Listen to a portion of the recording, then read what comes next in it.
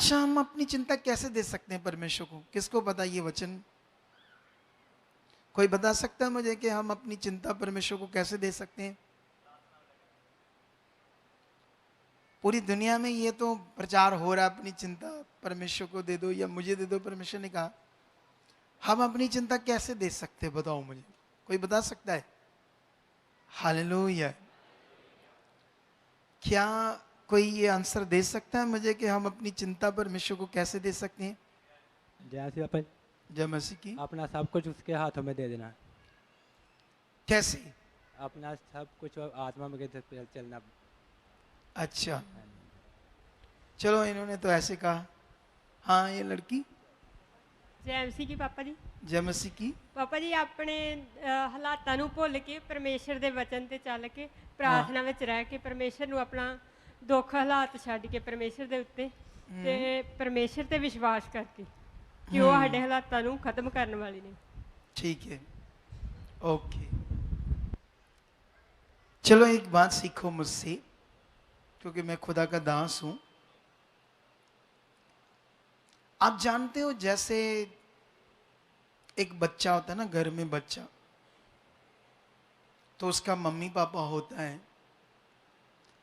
अगर उसकी फीस आ जाती है, फीस स्कूल की पर्ची, तो उसको लेकर घर में बैठा है, खाना नहीं खा रहा है, सोच रहा है फीस कहाँ से दूंगा।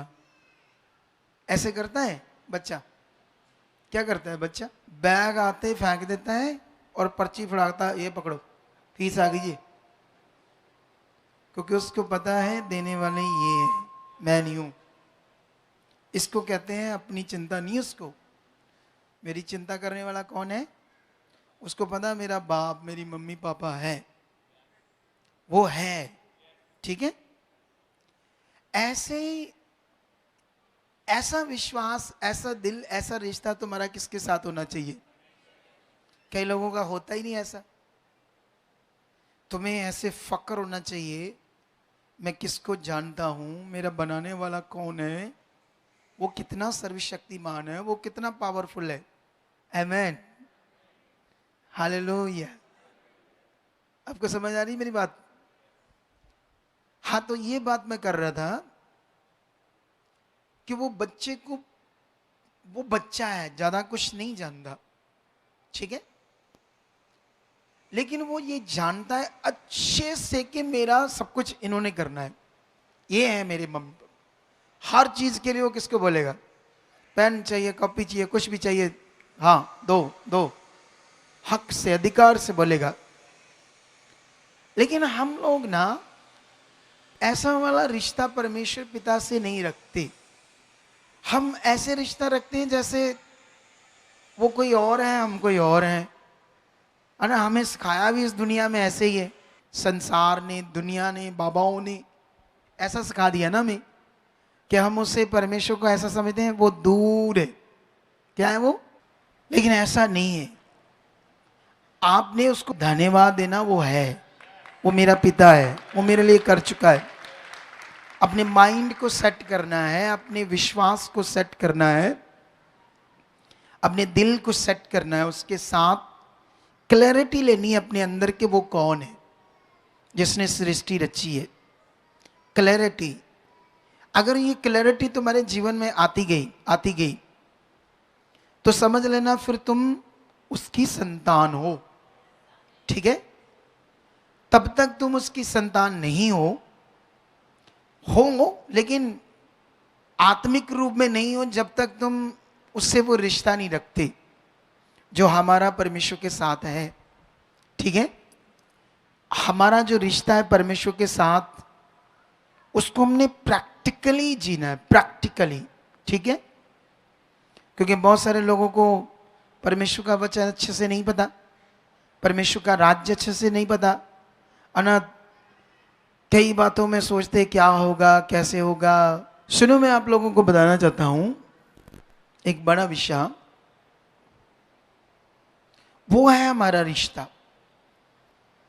आप जानते हो पृथ्वी पर शैतान है, उसकी सेना है, पूरी दुनिया में बहुत सारे धर्म बाबा लोग ये बात नहीं जानते, क्योंकि उनके पास बाइबल नहीं है। ये बातें सच्चाई वो है दुष्ट, ये सिर्फ बाइबल में लिखा है, ठीक है।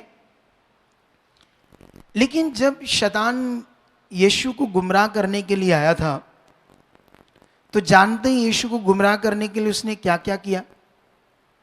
सबसे पहले उसने यीशु को घमंडी बनाने की कोशिश की। उसने कहा तू परमेश्वर का पुत्र है, तेरे पास सामर्थ्य अधिकार है, इन पत्थरों को कह रोटियां बन जाए तो तेरे लिए बन जाएगी। उसको ऐसे घमंडी बनाना चाहता था अपने, जो वो शैतान चाहता था, जो मैं कह रहा यीशु ऐसा माने करे। फिर उसको पल भर में जगत दिखाए, वैभव दिखाए और कहा ये सब कुछ मेरे वश में है, अगर तू मुझे दंडवत करेगा तो सारा पैसा धन दौलत चीज़ें तेरी हो जाएगी, क्योंकि ये मेरी है, मेरे पास है, मेरा अधिकार है इन पर। उससे ये क्लैरिटी मिलती हमें, ये क्लैरिटी मिलती हमें कि शैतान ने यीशु को भी कहा था जिसे मैं चाहता हूं उसे दे देता हूं, ऐसे कहा था कि ये नहीं? बोलो। ये सब बादशाहियां, राज्य, वैभव, भड़क, पैसा, धन, चीजें, ये मेरे वश में है, जिसे मैं चाहता हूं उसे दे सकता हूं। आज हमारी जो जरूरत है, पैसा हमारी जरूरत है, काम धाम हमारी जरूरत है, बिजनेस हमारी जरूरत है, ठीक है, ये जरूरत है। लेकिन अगर हम जरूरत से ऊपर चले गए तो फिर समझ ले लो हमारा नष्ट होना पक्का है। जैसे अभी पूरी दुनिया में क्या हो रहा है ना, वो भूल गए कि हमें जिसने बनाया उसने हमारा न्याय करना है। जिसने हमें जीवन दिया है या नहीं जीवन? ये जीवन हमारा है जो हमको दिया गया है। आपको ये जीवन क्यों दिया गया बताओ, बोलो। जैसे मान लो आपके लिए पेड़ बनाए, फ्रूट्स के पेड़, फलों के पेड़ क्यों बनाए आपके लिए? वो फ्रूट्स आपकी डाइट है। क्या आपकी डाइट है ना, खाना है, फूड है वो। तो वो आपके लिए बनाए परमेश्वर ने ताकि आप उन्हें खाओ, वो आपके लिए है, ठीक है। परमेश्वर ने ये शरीर, सांस, जीवन क्यों दिया हमें? इसलिए कि उसने हमें इसलिए दिया था कि हम जिएं। इस जीवन को जिसने हमें बनाया उसके साथ जिएं, जैसा वो चाहता है वैसा करें, ठीक है। लेकिन दुनिया तो भूल गई, भटक गई, हमारा बनाने वाला कौन है। तो अभी पृथ्वी पर तो बहुत गड़बड़ है ना, खतरनाक गड़बड़ को हम देख रहे हैं। बनाने वाला एक है, लेकिन दुनिया लाखों समझती उससे, मनुष्यों की पूजा कर रही, पता नहीं क्या क्या मटेरियल, क्या क्या चीजें। लेकिन याद रखना, जिसने हमें पैदा किया, क्यों किया? सबसे पहले वो मकसद हमारे अंदर चाहिए। वो मकसद है आत्मिक, वो मकसद है आपकी रियल लाइफ, आपकी पीसफुली लाइफ, आपके बेस्ट के लिए वो बात है। जब तुम्हारे अंदर वो बात पता नहीं है, तुम फिजिकल हो, शरीर में हो, तुम पृथ्वी पर वो चीजें कर रहे हो जो सैतानिक है, शैतानी चीजें, वो तुम्हारे हर दिन को नष्ट कर रही है। वो सैतानिक चीजें, तुम्हारा शारीरिक जीवन, फिजिकल स्वभाव, नशे करना, गलत करना, धोखा देना, गलत चीजें करना, ये तुम्हारे जीवन को नष्ट कर रहा है। जिसने तुम्हें जीवन दिया है वो तुम्हें देख रहा है, उसने तुमसे हिसाब लेना है इस जीवन का, ठीक है। क्या लेना है? लेना है ही नहीं, लेना है ना। उसने हमको जीवन दिया था, इसलिए पैदा किया था कि हम उसकी इच्छा में चले, वो जो कहता वो करें, ठीक है। और वो है ना, जैसे हम माता पिता होते हैं, हमारे बच्चे होते हैं, तो हम अपने बच्चों को बहुत बार डांटते हैं। कभी वो कोई चीज़ पकड़ते हैं जब छोटे होते हैं, वो जहाँ प्लग होते हैं ना, करंट होता है, उसमें कोई लोहे की चीज़ डालने लगते हैं, हम फटाफट भाग कर पकड़ते हैं, क्योंकि वो बच्चे, उनको नहीं पता कि इससे वो करंट लगेगा, उनके साथ बड़ा बुरा हो जाएगा। वो बहुत बार इधर उधर की चीज़ें करते हैं, फिर बड़े होते हैं, फिर बड़े होकर भी कुछ ऐसी चीज़ें करते हैं जो उनको पता नहीं ये गलत है ना। हम रोकते हैं, उन्हें समझाते हैं, फिर वो दोस्त बनते हैं, उनके स्कूल जाते हैं, कॉलेजेस जाते हैं, तब भी माता पिता क्या कर रहा है? समझा रहा है, देख रहा है, क्योंकि हमें पता है उनके लिए सही क्या है। बोलो, क्या पता है? हमें पता है, जब तक उन्हें खुद अपने आप सही और गलत को पहचान करना समझना नहीं आता, सही क्या है गलत क्या है, जब तक उन्हें खुद समझ नहीं आता, खुद, ठीक है, तब तक हम उसको क्या करते हैं? समझाते हैं, उनकी देख रेखा करते हैं, ध्यान रखते हैं। ऐसे ही हमारा परमेश्वर है, ठीक है। वो तो एक आत्मा है। परमेश्वर क्या है? एक स्पिरिट है। तो स्पिरिट है तो तुम्हें दिखता नहीं है परमेश्वर, ठीक है ना। तो दिखता नहीं है तो तुमसे बात तुम समझ नहीं पाओगे उसकी, या तुम आत्मा में नहीं हो, अभी वहां तक के लेवल के नहीं हो। तो इसीलिए परमेश्वर क्या करता है? अपने दासों को, अगुए को खड़ा करता है तुमसे बातें करने के लिए। हालेलुया। परमेश्वर क्या करता है? एक दास को खड़ा करता है तुमसे बात करने के लिए, तुम्हें सही डायरेक्शन देने के लिए, तुम्हें सही वे देने के लिए, ताकि तुम्हें समझ आए करना क्या है। कुछ लोग होते हैं इस बात को ध्यान रखते हैं, कुछ लोग उन बातों पर मन लगाते हैं, और कुछ लोग होते हैं नहीं लगाते। क्या करते हैं कुछ लोग? मन है ना आपको अपना, बोलो, अपना मन, अपनी समझ, अपनी सोच, अपना तरीका। कुछ लोग होते हैं सिर्फ कामों तक होते हैं। कहां तक? हमारा बस काम हो जाए, सिर्फ काम तक सीमित है। अरे जिस परमेश्वर ने तुम्हारा काम करना है, सोचो अगर तुम उसे पाने के ध्यान रख लो, उसकी इच्छा में चलने की ध्यान रख लो, वो तुम्हारे साथ क्या कर सकता है? सोचो, सोच कर देखो ये बात। ये बड़ा विषय है, इतना बड़ा विषय है। सुनो, मैंने यहां देखा डॉक्टर्स ने जवाब दे दिया। क्या दे दिया लोगों को? कई लोगों के पास पैसा भी था, लेकिन फिर भी डॉक्टरों ने जवाब दे दिया, क्योंकि जो भी मेडिकल लाइन, ट्रीटमेंट, मेडिसन, जहां तक वो ट्रीटमेंट का इलाज है, वहां तक उन्होंने जब किया नहीं हुआ हल, तो उन्होंने कहा, हाथ खड़े कर दिए डॉक्टरों ने, जाओ ले जाओ। लेकिन जब वो हमारे पास आए, हम उनको समझा रहे हैं, सिखा रहे हैं, बता रहे हैं, वो भी परेशान है तो बात सुन रहे हैं, हम प्रे कर रहे हैं, उनके जी लेकर आ रहे हैं, ध्यान दे रहे हैं, तो उसके बाद वो बंदा जिसको डॉक्टरों ने जवाब दिया है, वो बच जाता है, उसकी बीमारी ठीक हो जाती है। सोचो, जो काम पैसा नहीं कर पा रहा था, उसको परमेश्वर ने किया। जिसको मौत होनी थी, उसकी मौत से भी बाहर आया। सोचो वो कितना बड़ा परमेश्वर है। तो ये बात तुम्हारे मन में कितनी है? तुम इस बात को कैसे ले रहे हो अपने जीवन में कि उस बंदे को परमेश्वर मौत से बाहर ले आया? वाह, मैं जानना है, मुझे बढ़ना है, मुझे आगे बढ़ना है। लेकिन कुछ लोग होते हैं बस बैठे चुप करके, सुना, बस एक ही दिमाग में बात है। जैसे अभी कुछ लोग 10 बजे आगे के आज पापा जी ने आना है ना, बड़ा चालाक दिमाग होता है ना कई बार। आज ज्यादा लोग नहीं होंगे तो आज कहेंगे प्रे कर दो हमारी, सुनो तो ध्यान दो। वो ऐसे भी लोग हैं, जैसे मान लो 10 बजे आके बैठ गए, उनको पता पापा जी ने इधर देख रहे हैं, पीछे देख रहे हैं, मतलब उनका ध्यान है कब आएंगे, कब आएंगे, कब आएंगे, कब आएंगे, कब आएंगे, ऐसे ध्यान है। आप मेरी बात समझ रहे कि नहीं समझ रहे? क्या यहां हो रहा है, क्या प्रेयर चल रही है, उसको कोई ध्यान नहीं। अभी भी मैं जो सिखा रहा हूं, उसको भी इतना सुनने का ध्यान नहीं है दिमाग में। बस मिल जाएं, मेरी बात सुने, प्रे करें, मेरा काम करवा दे, बस इतनी सोच है। जबकि काम होना ही होना है। बोलो, क्या होना है? काम तो हो ही जाएगा।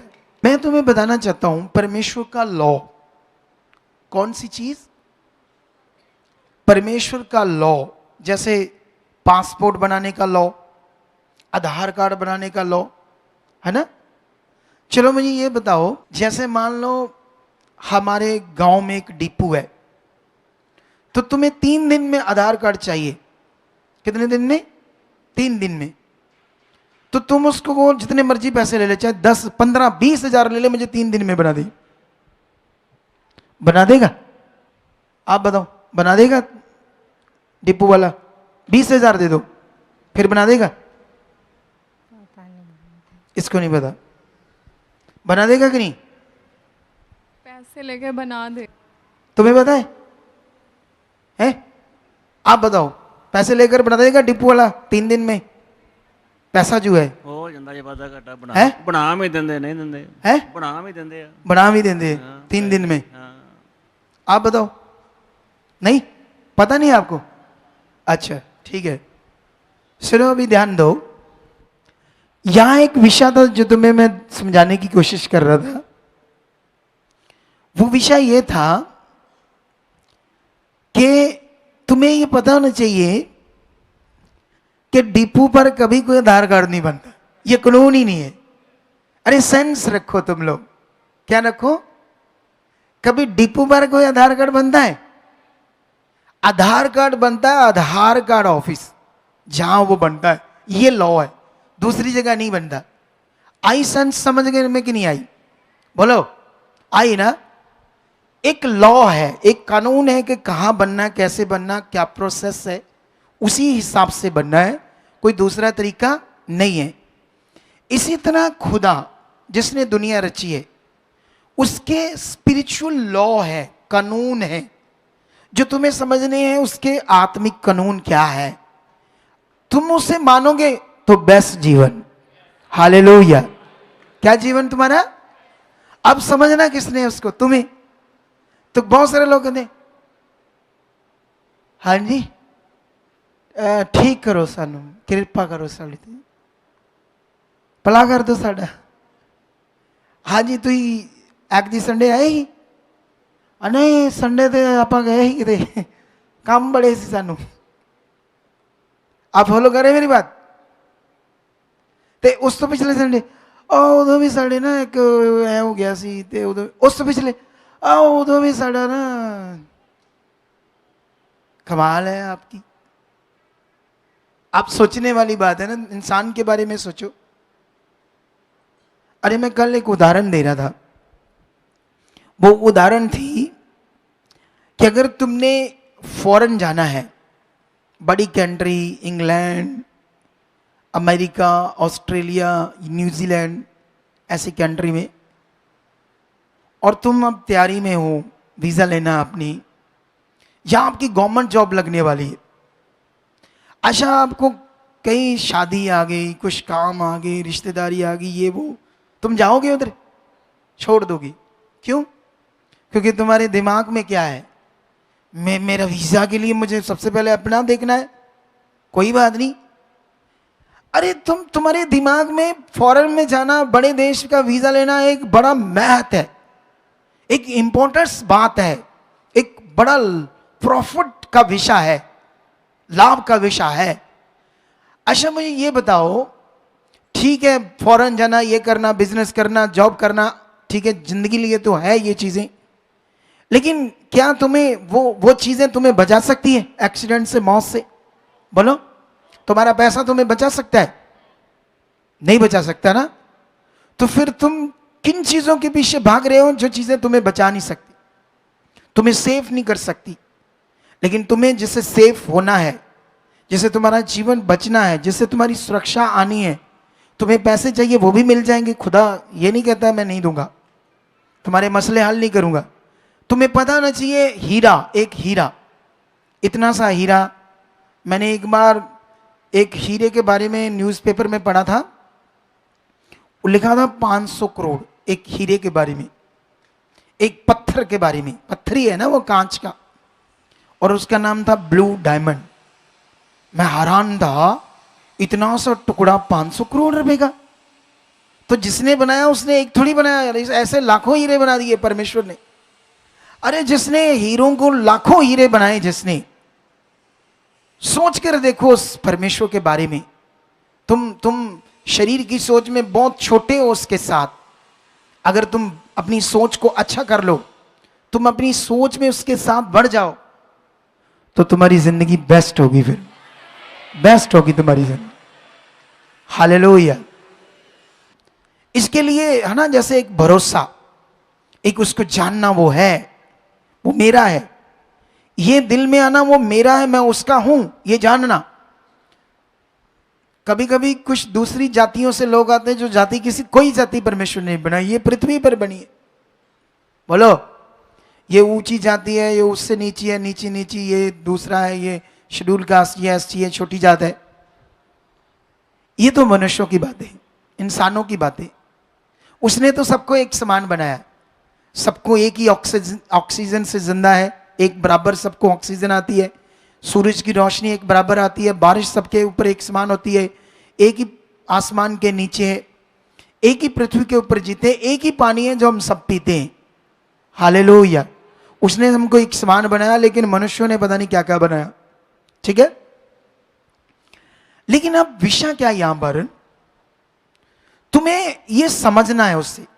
जैसे हम जब नए नए आते ना, एक नए नए जब लोग इधर आते ना, एक अजीब सी शर्म फील करते हैं। अच्छा, मैं चर्च जाऊंगा, किसी को पता ना लग जाए मैं चर्च गया, क्योंकि यीशु से मैंने चिट्टा लिया थोड़ा सा पीने के लिए। हाय, जो कि पता लगा यीशु तो चिट्टा लिया, हाथ लिबड़ गए, सिर लिबड़ गया, चिकड़ना।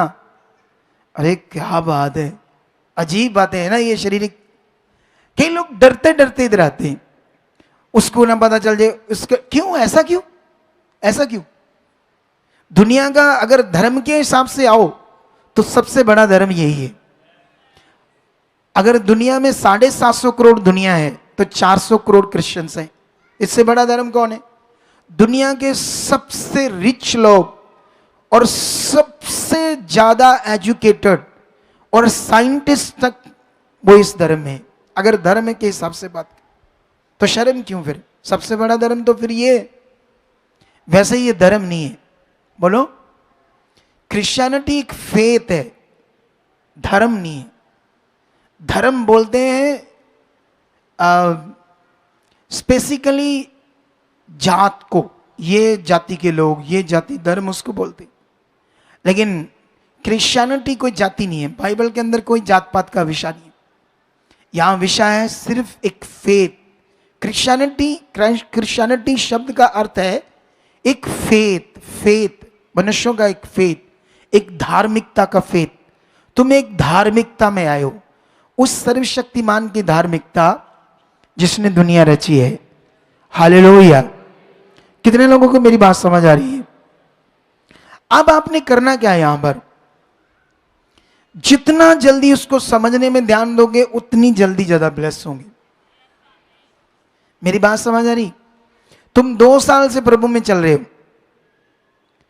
है ना? तुम कब से हो? 15 साल से। अब 15 साल में चलकर भी अगर परमेश्वर समझ नहीं आया वो कौन है, क्या है, उससे रिश्ता क्या है, तो अभी भी काम अधूरा है। बोलो, ये सबसे बड़ा विषय है। तुम्हारा मतलब है उसे जानना, समझना, उसकी सामर्थ्य को, उसकी पावर को, वो कितना सामर्थ्य है तुम्हारे अंदर, कितना उसके लिए ये बिलीव है, वो कितना पावरफुल है। तुम्हारे अंदर फेथ क्या आ चुका है ना? जैसे अभी तुम सारे लोग फेथ के ऊपर, तुम्हारे काम के ऊपर बात करते हैं हम, क्योंकि तुम सबको काम चाहिए। बोलो, चाहिए है कि नहीं चाहिए? परमेश्वर से बिना कोई भी नहीं है यहां जिसको कुछ नहीं चाहिए। विद मी, मुझे भी चाहिए। बोलो, क्या चाहिए? आपको भी चाहिए, मुझे भी चाहिए परमेश्वर से काम। ठीक है, मुझे तो ये चाहिए, मैं बस उसके दानों वरदानों को प्रकट करना चाहता हूं, तगड़ा वाला दुनिया में। ठीक है, लेकिन अभी ये पॉइंट पर आपने ध्यान देना है, ये बड़ा जरूरी है।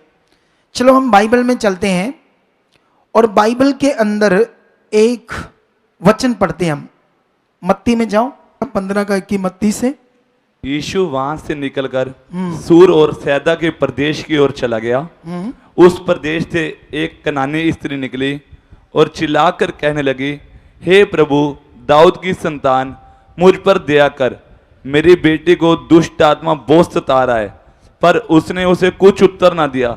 तब उसके चेलों ने आकर उसे विनती की, इसे विदा कर, क्योंकि वह हमारे पीछे चिल्लाती हुई आ रही है। उसने उत्तर दिया, इजराइल के घराने की खोई हुई भेड़ों को छोड़ मैं किसी के पास नहीं भेजा गया। पर वह आई और यीशु को प्रणाम करके कहने लगी, हे प्रभु, मेरी सहायता कर। उसने उत्तर दिया, लड़कों की रोटी लेकर कुत्तों के आगे डालना अच्छा नहीं। उसने कहा, सत्य है प्रभु, पर कुत्ते भी वह चूर चार खाते हैं जो उनके स्वामियों की मेज से गिरते हैं। इस पर यीशु ने उसको उत्तर दिया, हे स्त्री, तेरा विश्वास बड़ा है, जैसा तू चाहती है तेरे लिए वैसा ही हो। और उसकी बेटी उसी घड़ी से चंगी हो गई। आमेन। आमेन। अभी हमने एक वचन सुना बाइबल के अंदर, एक कनानी स्त्री। सुनो ध्यान से। पॉलिसी ये थी खुदाबंद की, परमेश्वर की, कि जब यीशु पुत्र, परमेश्वर का पुत्र जब पृथ्वी पर आया मनुष्य बनकर, तो वो सिर्फ इज़राइल के लिए आया। किन के लिए? पॉलिसी ये थी कि अभी अन्य जातियों के लिए कोई भी विषय नहीं था, कोई भी अन्य जातियों के लिए आशीष नहीं थी। सिर्फ पहले खोई हुई भेड़ें, जो शुरू से ही परमेश्वर के लोग थे, जो परमेश्वर पर ही भरोसा रखने वाले थे, वो भटके हुए थे, उन्हीं के लिए यीशु सबसे पहले आया था। ठीक है। ये कनानी स्त्री वो है जो पत्थर मिट्टी की चीजों को ईश्वर मानने वाले लोग, जैसे आप में से भी ऐसे कितने लोग होंगे ना जो यही चीज करते थे, जिन्हें ये नहीं पता था कि परमेश्वर एक स्पिरिट है, वो एक आत्मा है, वो एक पॉजिटिव एनर्जी है, उसको कोई बना नहीं सकता। वो पत्थर मिट्टी या तस्वीर ऐसी चीज नहीं है। हालेलुया। समझ आ रहा है या नहीं आ रहा? अब ये फेथ तुम्हारा बढ़ा तो तुम्हारा भला होगा। अगर तुम्हारा ये फेथ नहीं बढ़ा, तुम इस बात पर ध्यान नहीं दे पाए, इतनी बड़ी ज्ञान को, सच्चाई को अपने मन में नहीं पकड़ पाए, तो हो सकता है हमारी प्रार्थना से थोड़ा बहुत तो भला हो, लेकिन बीच में तुमने मन नहीं फिराया तो शैतान तुम्हारे काम को रोक सकता है। दुष्ट तुम्हें पहले से बड़ा हालातों में फंसा कर रखा है। दुष्ट जो है, शैतानी आत्माएं, वो मनुष्य को उनकी बुद्धि बंद करती है, परमेश्वर से दूर करती है, आपके कामों को रोक देती है। यह बात था कि अगर तुमने ध्यान नहीं दिया तो वो आपके काम को रोक देंगे, तुम्हारा मन खराब कर ली, तुम्हारा काम नहीं होगा यहां से, ऐसी चीज। दुष्ट ये चाहता है कि तुम कभी भी परमेश्वर को जान ना पाओ, समझ ना पाओ। लेकिन जो कनानी स्त्री थी वो अन्य जाति थी, पत्थर मिट्टी ऐसी चीजों को मानने वाली। उसकी बेटी के अंदर दुष्ट आत्मा थी जो उसे मार रही थी, नष्ट कर रही थी, दुष्ट आत्मा। लेकिन उस स्त्री को प्रभु के बारे में पता चल गया था ये कौन है। ये बात याद रखो। कितनों को बात मेरी समझ आ रही? उसने इतना सुना, इतना समझा, इतना जाना कि प्रभु यीशु के मसीह के बारे में उसको अच्छे से पता चल गया। तो जब वो आई, पुकार कर कहने लगी, पीछे से भीड़ थी, कि प्रभु मेरी बेटी को बचा, चंगा कर इसे। लेकिन यीशु मसीह ने पॉलिसी अकॉर्डिंग ये कहा कि मैं इज़राइल की खोई हुई भेड़ों के छोड़ किसी और के लिए नहीं भेजा गया। ठीक है। और यीशु मसीह को फिर भी वो कह रही है, नहीं प्रभु तू इसे चंगा कर, तू कर सकता है, तू महान है। फिर उसने एक शब्द बोला कि मैं बच्चों की रोटी कुत्तों के आगे नहीं डाल सकता।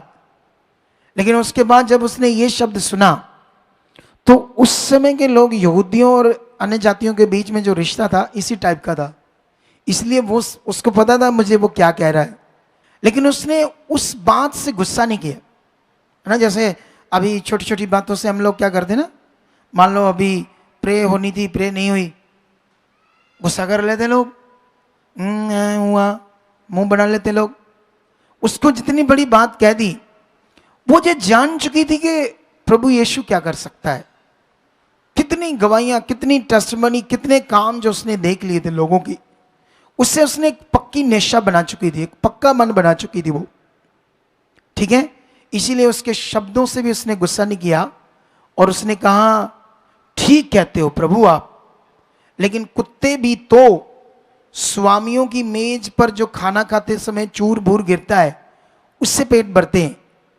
जब उसने ये बात कही तो यीशु मसीह उसकी विश्वास दिल निष्ठा को देखकर हैरान हो गया, हैरान हो गया।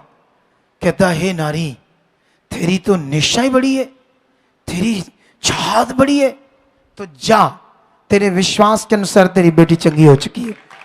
सोच कर देखो। अब यहां सवाल है आपका मन, अब यहां सवाल है आपकी चाहत। क्योंकि अगर आपके अंदर ये है, एक लोग होते हैं इधर आए, हाँ जी प्रे कराओ साड़ी, ठीक करो जी सानू, कुछ दिमाग नहीं रखते, कुछ सोच नहीं बनाते, कुछ पकड़ नहीं करते क्या करना है, बस सिंपल आए गए चले गए, आए गए चले गए, थोड़ा बहुत कभी विश्वास कर लिया, थोड़ा बहुत धन्यवाद कर लिया, है ना। जैसे मान लो आपको मौका मिल गया कनाडा जाने का, तो उसमें जितनी चीजें कनाडा जाने के लिए, जितने डॉक्यूमेंट्स, जितने साइन, जितना टाइम, कुछ भी करना है सारा करोगे या आधा करोगे? एक भी छोड़ोगे छोटा सा भी पॉइंट? क्योंकि दिमाग में अगर छोटा सा भी पॉइंट छूट गया तो मेरा रिजेक्शन आ जाएगी, रिफ्यूजल आ जाएगी। इतना ध्यान वहां पर। अब इधर परमेश्वर की बात पर कोई भी ध्यान नहीं, करके चलो चल दे जी, ऐसे हैं यहां। हालेलुया। अगर ध्यान हुआ तो बड़ी से बड़ी प्रॉब्लम चली जाएगी। मेरी बात समझ आ रही सबको कि नहीं समझ आ रही? आ रही सबको कि नहीं आ रही? सबसे पहले तुम्हारा मन खुलना जरूरी है परमेश्वर के प्रति। तुम्हारा दिल, तुम्हारा सोच, तुम्हारी धार्मिकता, तुम्हारी चाहत बननी जरूरी है। तुम्हारे अंदर एक चाहत, ऐसे उसके लिए प्यार, तुम्हारे अंदर एक प्यार परमेश्वर के लिए, यह आना क्या है? जरूरी है। नहीं तो अगर तुम शरीर में रहे तो फोके रह जाओगे, खाली आए चले गए, आए चले गए। एक धार्मिकता का प्यार प्रकट होता है हमारे अंदर, एक धार्मिकता का प्यार, उससे प्यार, उसके लिए जीना, उसकी बातों से एनकरेज होना। धन्यवाद वो है, कोई भी बात हो, कोई भी विषय हो, ये सीखना है तुम लोगों। ये फेथ का विषय है, ये भरोसे का विषय है उस परमेश्वर के ऊपर जिसने दुनिया रची है। हालेलुया। कितने लोगों को मेरी बात समझ आ रही है? सबको आ रही है? ये फेथ का विषय, फेथ का, भरोसे का विषय है। अगर तुम लोगों को यह समझ आया तो तुम बेस्ट जीवन जियोगे, बेस्ट जीवन। हालेलुया। तो अभी यहां पर लॉ ये है, वो है तुम्हारा रिश्ता, तुम्हारा फेथ, तुम्हारा भरोसा, और उसको बनाने के लिए हूं मैं, तुम्हें तैयार करने के लिए हूं मैं, तुम्हें गिरने नहीं दूंगा, तुम्हें बढ़ा कर रखूंगा, तुम्हें तेज रखूंगा, इसके लिए हूं मैं। खुदा ने मुझे खड़ा किया है, उसने मुझे तुम्हारे लिए नियुक्त किया है, इसीलिए किया है उसने मुझे। समझ आ रही कि नहीं आ रही आपको? मैं प्रेयर करता हूं, लोग हील होते हैं, मेरे सामने दुष्ट आत्माएं टिकती नहीं है। क्यों? क्योंकि मैं उसका अभिषिक्त हूं, उसने मुझे नियुक्त किया है अपने काम के लिए। हालेलुया। हम ये सेवा कर रहे हैं निस्वार्थ। कैसे करते हैं? हम लोगों की सच्ची जिंदगी बचाना चाहते हैं, आपकी रूह को स्वर्ग लेकर जाना चाहते हैं, आपकी जिंदगी से पाप, नशे, बीमारियां, रोग, तकलीफ, दुख, परेशानी, स्ट्रेस, डिप्रेशन, एक अजीब सी जिंदगी जो अजीब सी बनी हुई है, उसको हम शांति की जिंदगी में परमेश्वर से तब्दील करवाना चाहते हैं। हालेलुया। क्योंकि वही असल जिंदगी है जो परमेश्वर के साथ है। जो परमेश्वर से दूर है वो बड़ी खतरनाक है। वो बड़ी हालातों में, दुखों में, क्लेश में, झगड़ों में, मारधाड़ में, नशों में, प्रॉब्लम में। अगर औरतें नशा नहीं करती तो उनके और भी बड़े मैटर खराब होते हैं। अगर बंदा नशा करता, मारधाड़ करता, ये करता, वो करता है, औरतों के जीवन में और दूसरी चीजें होती है गड़बड़। समझते हो या नहीं समझते? कुल मिलाकर दोनों तरह के मनुष्य आगे पीछे हैं, चाहे बंदे हो चाहे औरत हो। किसी घर में बंदा बड़ा अच्छा होता है, औरत बड़ी अजीब होती है। किसी का बंदा बड़ा अजीब होता है, औरत ठीक होती है। कुछ ना कुछ गड़बड़ चल रही है दुनिया के ऊपर। लेकिन हमारा काम है अपने आप को ठीक करना। अगर हम जो हम सुन रहे उस पर मनन करेंगे, हम बदलना शुरू हो जाएंगे। हालेलुया। क्या हो जाएंगे?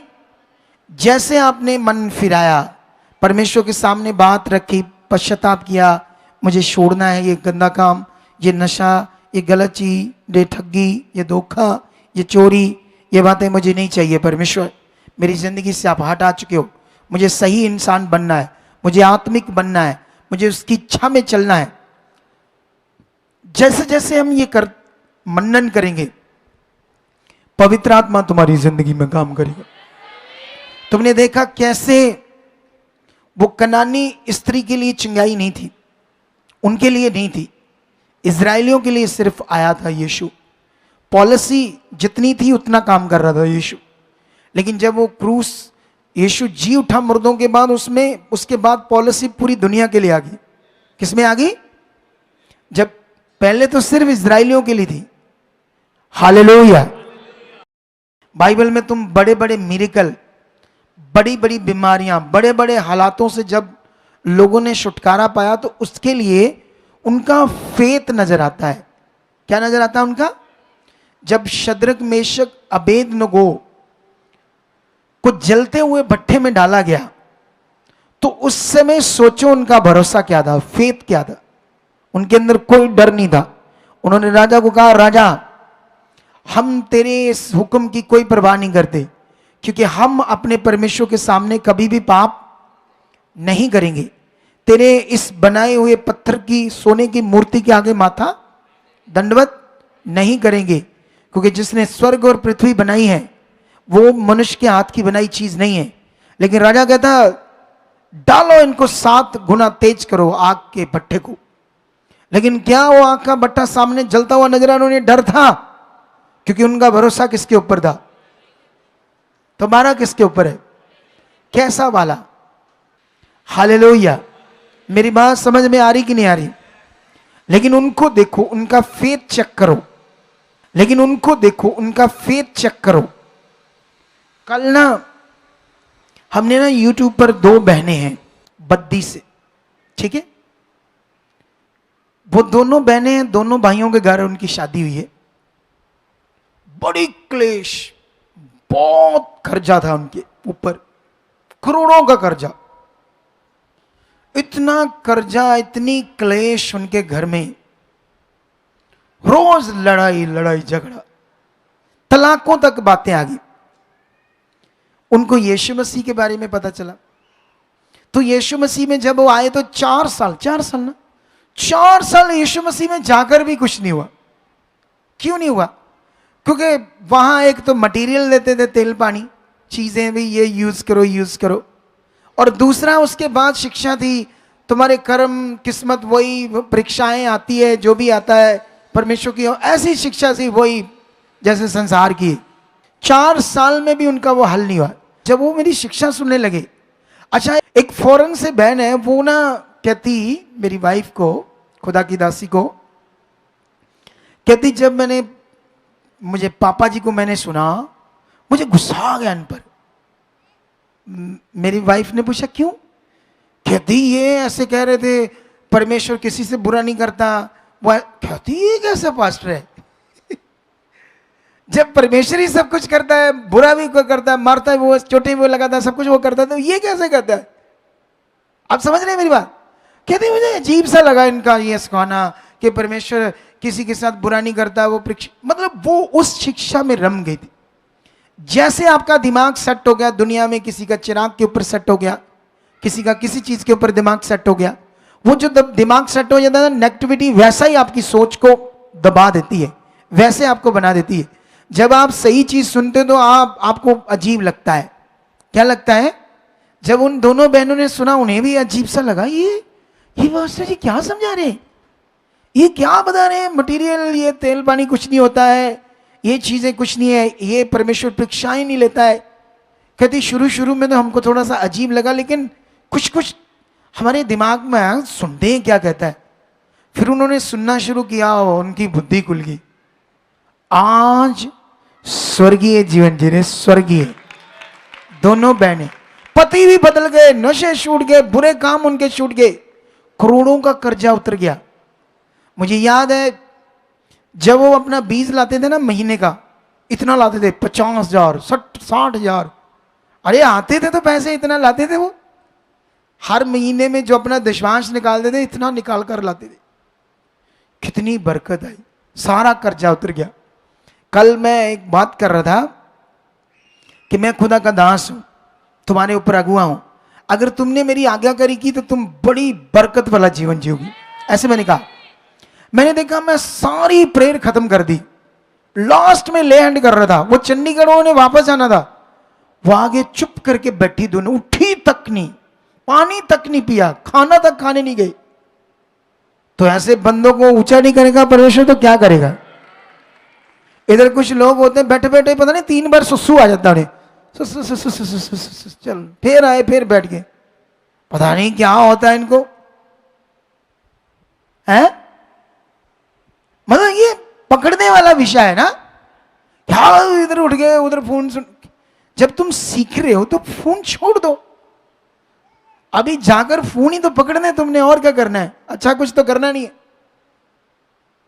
एक कुछ समय तुम्हें मिला है आत्मिकता के लिए, खुदा की बात सुनने के लिए, परमेश्वर की बात सुनने के लिए, तो फिर उस समय ध्यान दो क्या करना है। हालेलुया। कितने लोगों को बात समझ आ रही है? तुम्हारे सामने देखो खुदा काम कर रहा है, तुम्हारे सामने कथा कहानी नहीं है, इतने बड़े रोगों से लोगों को छुटकारा मिल रहा है। मिल रहा है या नहीं मिल रहा है? जब मिल रहा है तो तुम उस बात को पकड़ो, मेरे लिए भी है, ध्यान दो, प्रेम करो, बात को पकड़ो, आगे बढ़ो, फिर देखो तुम्हारे साथ बड़े काम होते। कुछ लोग ये कर नहीं रहे, ये कर नहीं पा रहे, अपने जीवन से बाहर नहीं आ रहे, शरीर के जीवन से बाहर नहीं आ रहे, जिससे भला होना उस बात को पकड़ नहीं पा रहे। इसलिए कभी कभी कुछ लोगों के हालात लेट हो जाते हैं, काम लेट हो जाते हैं, कुछ हीलिंग्स लेट हो जाती है। ये कारण है उसका, ये कारण है। पता चला कि नहीं चला आपको? तो यहां पर हम जब बाइबल में देखा कैसे उस कनानी स्त्री ने गुस्सा नहीं किया यीशु की बात का, उसने कहा कुत्ते भी तो स्वामी की टेबल पर जो झूठ मूठ चूर बूर बचता है उसी से पेट भरते हैं। यीशु तो हिल गया उसकी बात सुन के, उसने कहा इसकी तो नेशा बड़ी है, तुम भी, तुम्हारा दिल भी ऐसे पकड़ करने वाला है तो फिर देखो बड़े काम होंगे तुम्हारे, बड़े काम। परमेश्वर के आगे रखो, मैं बढ़ चुका हूं, मेरा मन खुल चुका, मेरी मन की आंखें खुल चुकी, परमेश्वर मैं तुम्हारे लिए जी चुका हूं। अरे सैक्रिफाई करना सीखो, बलिदान करना सीखो अपने जीवन को परमेश्वर के लिए। रोमियो 12:2 में ऐसे लिखा, अपने शरीरों को पवित्र और जीवित बलिदान करके परमेश्वर को चढ़ाओ। अपने जीवन को, वो बहनों ने कल बलिदान चढ़ाया था परमेश्वर, वो आगे चुप करके बैठी रही कि खुदा के दास ने कहा हमने पूरा करना है, ये बात करके वो बैठी रही। सोच कर देखो, उन्होंने उस वर्ड को पूरा करना था जो परमेश्वर उन्हें दे रहा था। अरे जैसे मैंने कहा तुम भी अब जाओ खाना खुना खाओ, फिर उठी, अब पता नहीं उन्होंने खाना खाया या नहीं खाया, वापस चलेगी अपने बद्दी 250 किलोमीटर दूर, अपनी खुद गाड़ी चलाकर जानी थी उन दोनों बहनों ने। अरे उसका एक बेटा है छोटा सा, अभी हुआ है 6 महीने का, उसको छोड़कर आई घर, प्रभु से प्यार, हर संडे आ जाती है चंडीगढ़ से। तुम बड़े फल को देख सकते हो क्योंकि खुदा है, परमेश्वर है, वो जिंदा खुदा परमेश्वर है, वो मुर्दों में से जिंदा हुआ है, इसलिए वो पावरफुल काम करता है। अपने मन को पक्का करो, तुम्हें ये मन बनाना है अपना, ऐसे अच्छा वाला, फेथफुल वाला, उसकी बात को मानने वाला, वो जो कहता वो करने वाला, ठीक है। बीच में नेगेटिविटी कभी काम करती है, दुष्ट आत्मा हमारे मन को आगे पीछे करता है, हमें नॉर्मल करता है, दूसरे लोगों के द्वारा हमें ठोकर खिलवाने की कोशिश करता है दुष्ट, दूसरे लोगों के द्वारा हमें गलत सुसमाचार भी मिलता है, जैसे मिला ना कुछ लोगों को गलत सुसमाचार। जैसे सुसमाचार तो एक ही है, लेकिन कोई आपको आकर डाइवर्ट करेगा, इधर आओ उधर आओ, वो रॉन्ग सुसमाचार है। तुम्हें बढ़ना है सही से, हालेलुया। और मेरा फेथ है, मैं जो तुम्हें समझा रहा हूं इसका सबसे बड़ा विषय ये है कि तुम्हें जो मेरे सिखाने का मकसद था आज, वो था आत्मिकता और तुम्हारा फेथ, तुम्हारी डिजायर, तुम्हारी चाहत। अगर तुम्हारे अंदर परमेश्वर से एक लॉ है जैसे तुम लुका 18 अध्याय में पढ़ोगे तो वहां पर जैसे वचन में लिखा है, ऐसे लिखा है कि तुम नित्य प्रार्थना करना और हियाव मत छोड़ो। कैसे लिखा है? नित्य प्रार्थना करना और हियाव मत छोड़ो। प्रार्थना शब्द ये जो है यूनानी भाषा का शब्द है प्रोस ओकोमाई। इसका अर्थ था तेज चाहत। क्या अर्थ था इसका? तुम्हारी विल, चाहत, तेज चाहत। लेकिन वहां प्रार्थना शब्द लिखा है, तो प्रार्थना तो हम दूसरी चीज है ना। और हियाव मतलब हौसला। जैसे कई लोग, जैसे कोई हालात है तो हम अपना धीरज छोड़ देते हैं ना, कभी कभी सोचते हैं अच्छा पता नहीं होगा कि नहीं होगा, ऐसे हौसला छोड़ देना। लेकिन परमेश्वर ने हमें कहा ना तो चाहत छोड़ना, ना अपना हौसला छोड़ना। ये उसका लॉ है परमेश्वर का, क्योंकि उसने अपने कामों को पूरा किया है। यीशु मसीह का आना, क्रॉस पर चढ़ना, तुम्हारे पापों को उठाना, उसका मरना, फिर मुर्दों में जिंदा होना, ये एक बड़ा लॉ है कि तुम्हारे जीवन से सब नेगेटिविटी के प्रभाव को, पाप को हटाया गया है और तुम्हें एक अवसर दिया है कि तुम परमेश्वर की संतान बनो, उसके साथ अपने जीवन को जी सको, चंगाई ले सको, अच्छा जीवन ले सको। ये सब कुछ अवेलेबल है पवित्र आत्मा के द्वारा। लेकिन अब लॉ में तुम्हें बनना है आत्मिक रूप में। एक तो तुम्हारा फेथ, एक तुम्हारी चाहत और तुम्हारा हौसला बना रहना चाहिए। हालेलुया। कुछ लोग है ना, सिचुएशन बड़ी है, समझ नहीं आ रही, कर्ज बहुत चढ़ गया है, चीजें गड़बड़ नजर आ रही है, समझ नहीं आ रही शारीरिक रूप में कैसे होगा, तो वो अपने फेथ को डाउन करते हैं, सोचते हैं कब कैसे होगा। मैं इसके लिए तुम्हें ना एक अपनी गवाही देता हूं। जब मैं नया प्रभु में आया ना, तो मैं ये चीजें जब सीख गया, पॉजिटिव बातें, तो जब मैं सीख गया तो मुझे याद है मैंने ना एक रोड, मेन रोड पर, उस वक्त मैं कॉन्ट्रैक्टर था, तो मैंने अपना ना एक मेन रोड पर चाहता था आने वाले दिनों में अपना को बिजनेस करूं अच्छा वाला। तो मैंने एक प्लॉट लिया, जितना प्लॉट का पूरी पेमेंट थी, आधी मेरे पास थी, आधी मैंने दे दी। आधी मेरा एक प्लॉट था और उसको बेचकर वो रजिस्ट्री होनी थी, और उसमें कंडीशंस होती है एग्रीमेंट में कि अगर इस तारीख तक हम पैसा नहीं दे पाएंगे तो ये पैसा मर जाएगा। ठीक है, ये एग्रीमेंट होता है। लेकिन 3 महीने मिले थे उसकी रजिस्ट्री करवाने तक का टाइम। मुझे कोई डर नहीं। मेरी चिंता किसको मैंने दी है? जो मैंने पहला शब्द आज कहा था, मैंने अपनी चिंता किसको दी थी? मैं धन्यवाद बेफिक्र होकर परमेश्वर के लिए जी रहा हूं। संगति में, धन्यवाद में, प्रार्थना में, बोने में, सब कामों में खुदा के साथ था। ठीक है, और बेफिक्र था। मेरा 1 महीना निकल गया, कोई कस्टमर नहीं आया। 2 महीने निकल गए, कस्टमर ही कोई नहीं आया। अब दिमाग में क्या आएगा ना, जैसे हम शारीरिक रूप में सोचेंगे महीना रह गया है, अरे जो को कस्टमर ना आया तो पैसों का अरेंज ना हुआ तो क्या होगा, मर जाएगा ना वैसे, ऐसे सोच आएगी। लेकिन मुझे तो डर ही नहीं है। मैं तो जानता था परमेश्वर मेरे साथ है, वो बड़ा खुदा है। 10 दिन और निकल गए, 20 दिन रह गए, कोई चिंता नहीं। मैं धन्यवाद बेफिक्र कर चुका है, वो है।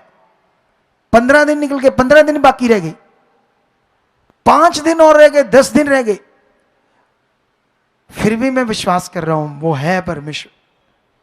10 दिन रह गए, उससे भी 5 दिन रह गए, 4 दिन रह गए, 3 दिन रह गए, कोई कस्टमर तक दिखा ही नहीं कि कोई आ जाएगा। 2 दिन रह गए। अब सोचो सिर्फ 2 दिन। मैं धन्यवाद दे रहा हूं, वो है मेरा परमेश्वर, वो पावरफुल खुदा है। 1 दिन रह गया, उसी दिन एक कस्टमर आया, सारे काउंटर पेमेंट पैसे दे गया, मैंने अगले दिन रजिस्ट्री करा ली। इतना पावरफुल खुदा है, समझ आया ही नहीं है? ऐसे वो खुदा है। लेकिन याद रखना, जब तुम प्रैक्टिकल जीवन जियोगे, कभी कभी दुष्ट बड़ा हैवी होगा, तुम बड़े प्रैक्टिकल करोगे, हो सकता है किसी प्रैक्टिकल में तुम्हारा काम ना हो, किसी में हो जाए, किसी में ना हो। जो नहीं हुआ उसको नहीं देखना, जो हुआ उसको देखना है, तुम्हें आगे बढ़ना है।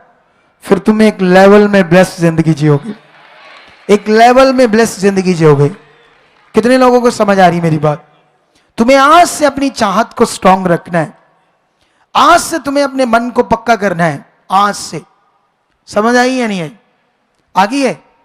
प्रैक्टिकल क्या है? धन्यवाद ही हो चुका, धन्यवाद खुदा है। जो तुम चाहते हो बोलो परमेश्वर है, एक कर चुका है, वो पावरफुल है। ये ऐसे फेथ को प्रैक्टिकल करो, फेथ को अपने प्रैक्टिकल में लेकर आओ। वो महान है, वो सामर्थ्य है, वो कर चुका है। ऐसे फेथ को प्रैक्टिकल करो, ये तुम्हें जरूरी है, फेथ को प्रैक्टिकल करना। हालेलुया। वो भी पॉजिटिव बने रहना, वो पॉजिटिव बनी रही कनानी। जब तुम बाइबल में बड़ी बड़ी हीलिंग, बड़े बड़े काम देखोगे तो उनके फेथ को, उनके पॉजिटिव मन को भी बड़ा देखोगे।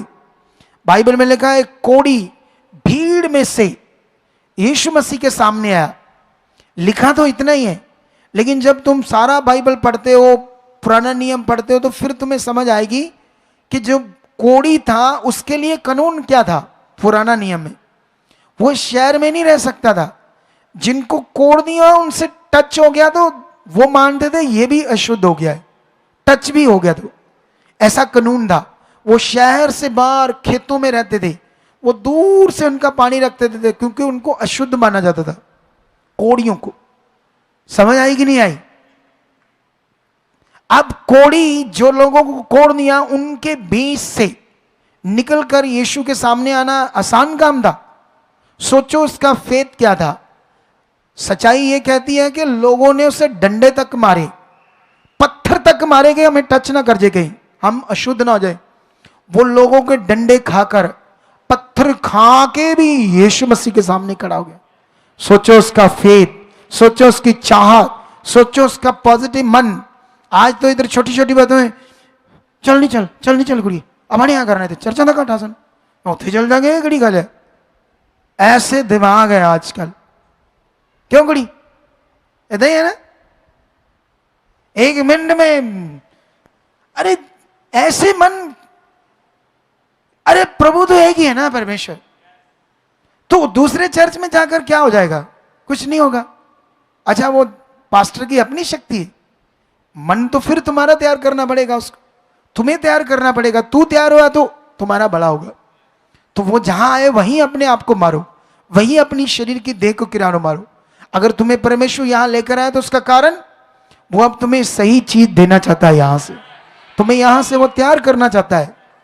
हमने देखा मोस्टली लोग इधर आते हैं, अलग अलग मिनिस्ट्रियों से हम मिलते हैं, उनकी शुद्धि लेते हैं, इसलिए लोगों का बड़ा हो जाता है, लोगों की हीलिंग्स होती है, लोगों का छुटकारा होता है। इसलिए आज से ये मन रखो कि बाइबल के अंदर जितनी बड़ी बड़ी मिरेकल, चमत्कार, अद्भुत कामों को देखा था, वहां लोगों का फेथ, मन तगड़ा था। तुम्हें ये पकड़ना है और उसी के लिए मैं तुम्हें तैयार कर रहा हूं। हालेलुया।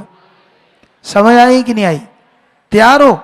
अगर तुम्हारा कभी आगे पीछे हो, तुम्हारी प्रीत कम पड़े परमेश्वर से प्रीति, तो उसको बोलो, उसके आगे रखो। तुम्हारी प्रीति बढ़नी चाहिए, तुम्हारा प्यार उससे बढ़ना चाहिए, तुम्हारा फेथ उसके साथ बढ़ना चाहिए, है ना। जैसे अगर तुम्हारा फेथ बढ़ गया, मुझे याद है जब मैं कॉन्ट्रैक्टर था ना, मैं जैसे घर आता था ना अपने शाम को काम धामों से, मैं ना सबसे पहले एक पास्टर था उसके पास जाता था, उसको बोलता था आज संगति कहाँ है, चले चले। इतना दिल होता था, रोज संगति चाहिए।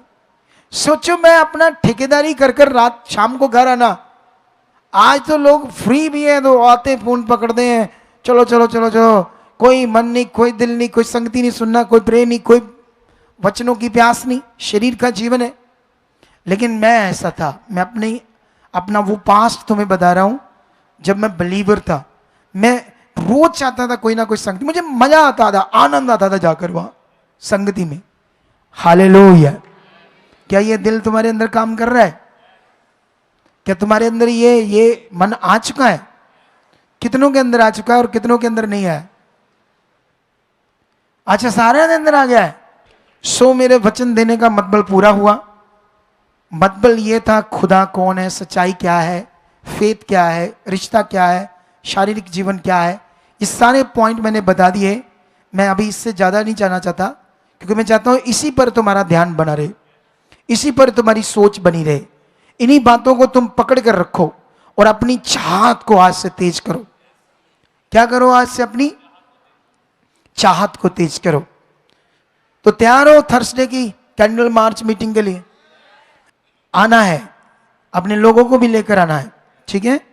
हमने अच्छे से ये मैसेज देना है प्रशासन को और वर्ल्ड को, क्योंकि कम से कम 15-20 न्यूज़ चैनल होंगे, 8-10 अखबारें होंगी वहाँ, उनके थ्रू हम अपना पूरा मैसेज पहुँचाने की कोशिश करेंगे, ताकि ये जो अत्याचार दुनिया में हो रहे हैं उस पर लोग विचार करें, है ना, सोचे, एक शांतिपूर्वक मैसेज, ठीक है? तो अभी आई होप उसको भी परमेश्वर अच्छा कर चुका। आप सब लोगों ने बड़े विश्वास से आना है, दिल से आना है और अपने बीजों को बोते रहना है, क्योंकि उससे हम परमेश्वर के कार्यों को करते रहते हैं ना। अभी 80,000 के बने हैं, मतलब 1 लाख रुपया लग जाएगा सिर्फ पोस्टर बनने में। स्लीव्स बन रही हैं 150-200, और क्या कहते हैं कैंडल्स वगैरह, इलेक्ट्रॉनिक्स कैंडल जो जगी हुई थी ना सेल वाली, और दूसरी भी मिला कर 1 लाख खर्चा। हालेलुया। सोचिए क्या पड़ गई है। इधर अलग से चाय पकौड़े लंगर, जो दिन में संगति का लंगर, शाम को जो भी पहुंचेंगे उनका सबका चाय पकौड़े ये लंगर है ना। तो ये सब वो लोगों के से हो रहा है जो लोग बोरे हैं। हर चीज को मैंने खुदाबंद के साथ देखा है। जब तुम लोग भी अपना मन पकड़ कर, है ना, जब तुम बढ़ने लगोगे, हो सकता है दुष्ट कोई ऐसा हालात दे, दुष्ट ऐसी जुक्ति लड़ाए जिससे तुम्हारा परमेश्वर की ओर मन घटे, मन खराब हो, लेकिन उसको खराब नहीं होने देना, बढ़ना है आगे। अयूब के 7 बेटे 3 बेटियां शैतान ने मार दी। लोगों ने कहा क्या तू पकड़ गए बैठा अपनी खरियाई, तेरा तो कुछ बचा नहीं। वो कहता यहोवा महान है, वो धन्य है, उसको महिमा दे रहा है, तब भी वो कहता वो महान है, उस पर वो कंप्लेंट कर ही नहीं रहा, उससे जरा सा भी मन नहीं वो हटा रहा अपना। ये उसकी ताकत थी जिसकी वजह से परमेश्वर ने उसको, जितना वो अमीर था उस देश में, उससे अमीर कोई बंदा नहीं था, उससे डबल उसको बरकत दी, डबल। सोच कर देखो, ये होता हमारे फेथ का फल। जब छोटे छोटे हालात आ गए, कुछ चीजें हो गई, हम मन खराब करते हैं, फिर आते नहीं, ये हो गया वो हो गया। तो संसार में रहते कौन सा नहीं होता, बोलो? जब हम दुनिया में, तब भी तो सब कुछ हो रहा है गड़बड़, हालात आ रहे, रोग हो रहे, लॉस हो रहे, चीजें खत्म हो रही, गड़बड़ हो रही है। लेकिन जब परमेश्वर में आते हैं, ठीक भी हो रहा है, लेकिन बीच में दुष्ट कुछ चीजें गड़बड़ करने की कोशिश करता है, लेकिन डरना नहीं, फिर अगला समय ब्लेसिंग का होगा आपके लिए, ठीक है?